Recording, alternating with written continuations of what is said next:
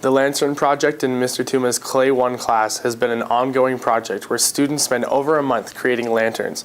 On the last day of the project, the students get to show off their lanterns to the entire school.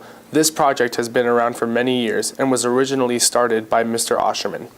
The project originated because I saw in the clay room everything we were doing was an additive process. And I started to think that we had nothing in the curriculum at that time that dealt with reductive space. And I thought, well, let's look at putting candles inside, see what we can do with the forms, and that's how it originated.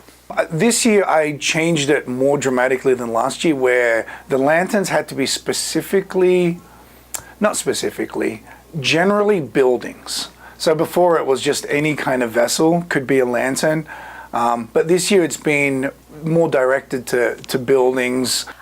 I think it requires students to be, strangely, even more creative when they are given some kind of concrete guideline.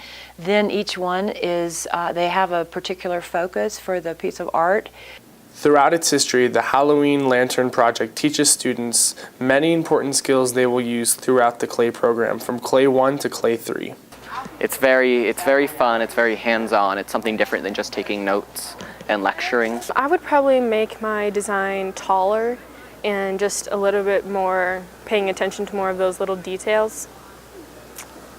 You can make anything into something really cool and interesting. I think it's a fun introduction to the Clay and Sculpture 1 class. It's our first freestanding sculpture, meaning it's not hung on the wall or anything like that. And we use the coil method. I hope they take away that there's structural things as well.